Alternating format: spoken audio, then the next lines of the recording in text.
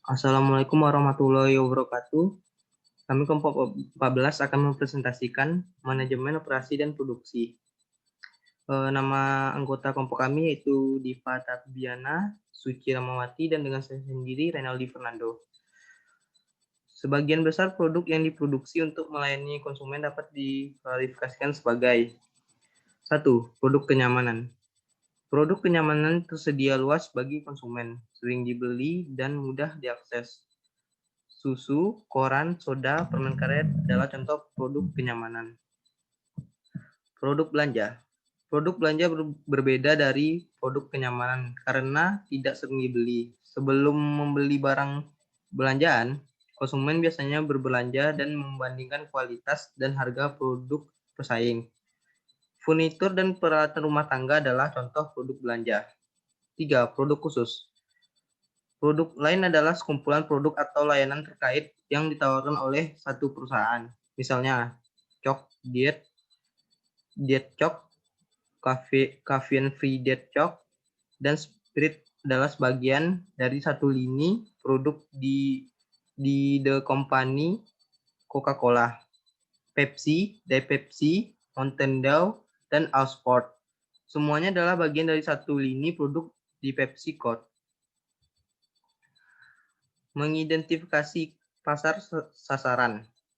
Ciri-ciri umum yang digunakan untuk mendeskripsikan target pasar mencakup jenis kelamin, usia, dan kelompok pendapatan konsumen.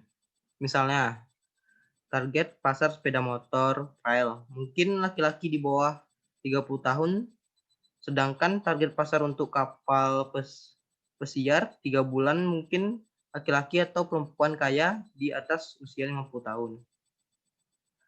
Eddie Bauer memproduksi lini pakaian kasual untuk target pasar pelanggan berusia antara 30 tahun hingga 50 tahun.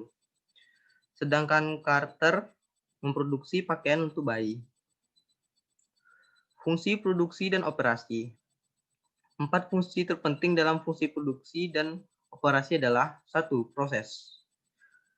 Pengolahan merupakan metode atau teknik yang digunakan untuk pengolahan masukan atau input.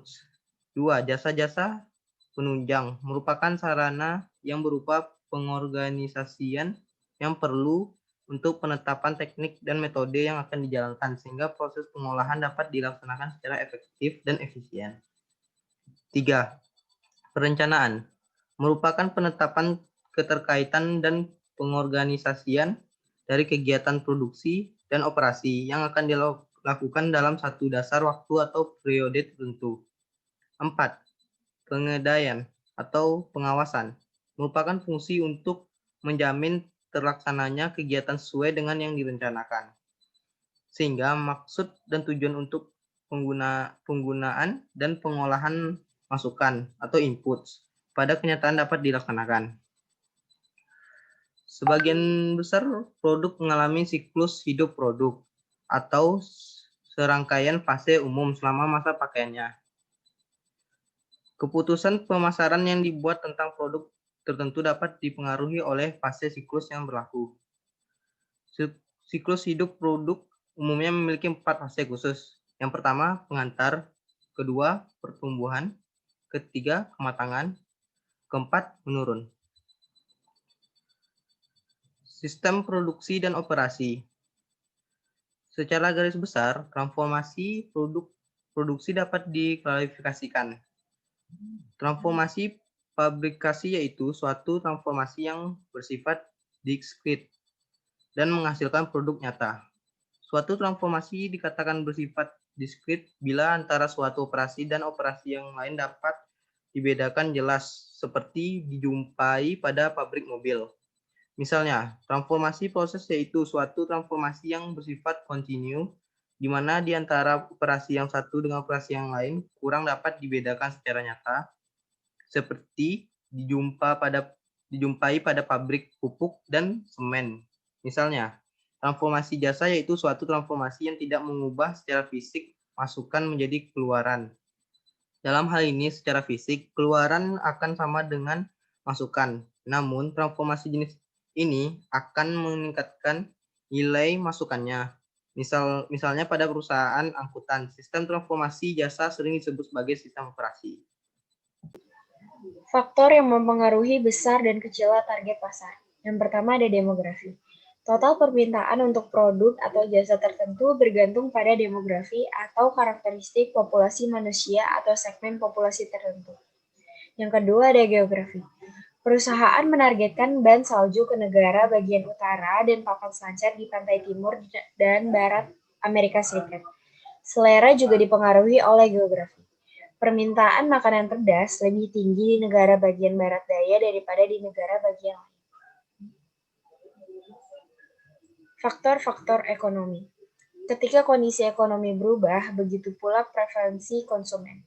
Selama masa resesi, permintaan untuk sebagian besar jenis barang menurun. Produk khusus dan belanja sangat sensitif terhadap kondisi ini. Selama resesi, perusahaan dapat mempromosikan kebutuhan daripada produk khusus.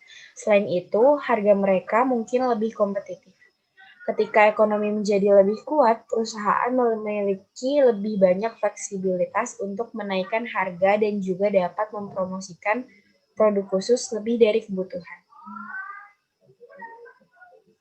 B. Nilai sosial. Ketika nilai-nilai sosial konsumen berubah, begitu pula preferensi mereka. Misalnya, permintaan rokok dan whisky telah menurun karena konsumen semakin sadar akan bahaya kesehatan dari penggunaan produk ini. Jika sebuah perusahaan yang memproduksi salah satu dari produk ini mengantisipasi perubahan preferensi, perusahaan tersebut dapat mulai mengubah bauran pemasarannya, atau ia dapat memodifikasi produknya untuk memanfaatkan tren. Misalnya, bisa mengurangi kandungan alkohol pada whisky atau kandungan tar dan nikotin dalam rokoknya. Mungkin juga merevisi strategi promosinya untuk menginformasikan kepada publik perubahan ini. Membuat produk baru. Produk baru tidak harus mewakili penemuan terkenal. Sebagian besar produk baru hanyalah peningkatan dari produk yang sudah ada. Produk yang ada menjadi usang atau kurang bermanfaat dibandingkan sebelumnya karena dua alasan. 3. Identifikasi langkah-langkah yang terlibat dalam menciptakan produk baru. Usang kurang bermanfaat dibandingkan di masa lalu mereka mungkin mengalami keusangan mode dan tidak lagi menjadi mode. Misalnya, permintaan untuk beberapa jenis pakaian menurun seiring waktu karena ketinggalan zaman. Sebagai alternatifnya, produk mungkin mengalami keusangan teknologi dan lebih rendah daripada produk baru yang secara teknologi lebih maju. Misalnya, saat Hewlett-Packard membuat printer yang lebih cepat. Model lama tunduk pada teknologi usang. Beberapa produk dibuat sebagai tambahan dari lini produk yang sudah ada, bukan sebagai ganti produk yang sudah ada. Misalnya, Starbucks secara berkala menambahkan rasa baru ke daftar kopinya yang ada, dan Coca-Cola secara berkala menambahkan minuman ringan baru ke lini produk yang sudah ada. Penggunaan riset pemasaran untuk membuat produksi baru. Riset pemasaran berguna untuk membuat keputusan produk. Sebuah survei pemasaran mungkin menemukan bahwa banyak konsumen menginginkan produk tertentu yang tidak tersedia. Ini juga dapat mengidentifikasi kekurangan dalam produk perusahaan yang ada. Informasi ini kemudian dapat digunakan untuk memperbaiki kekurangan ini. Desain dan kualitas produk dapat direvisi untuk mengakomodasi preferensi konsumen. Misalnya perusahaan komputer membuat komputer dan pabrik mobil merancang mobil baru untuk mengakomodasikan persepsi mereka tentang apa yang diinginkan konsumen. Desain dan tata letak fasilitas produk. Tata letak atau layout merupakan pengaturan tempat atau posisi fasilitas termasuk perlengkapan, peralatan, dan mesin di suatu tempat usaha. Pelaku bisnis harus menempatkan dengan baik lokasi bahan baku yang akan digunakan pada proses produksi.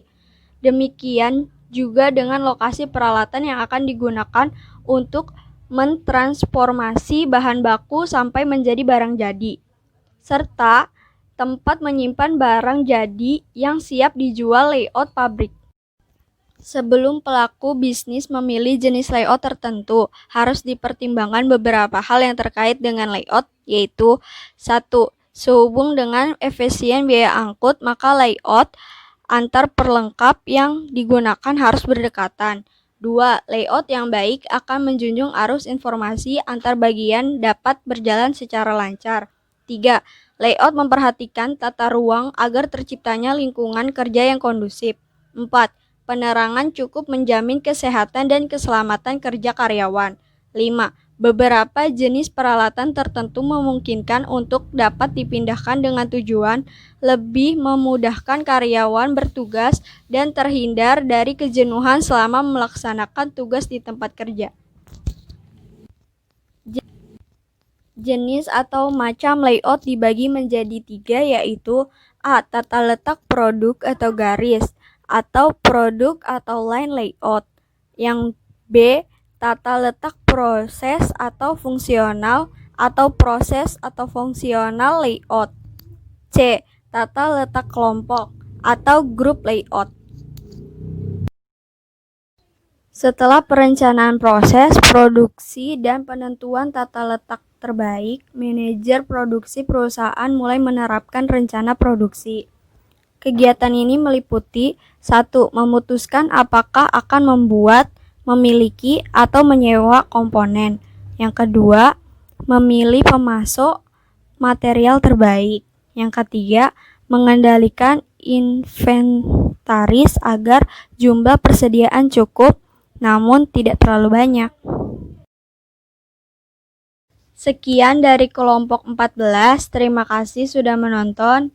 Dan jangan lupa like dan share ke teman-teman kalian. Semoga bermanfaat.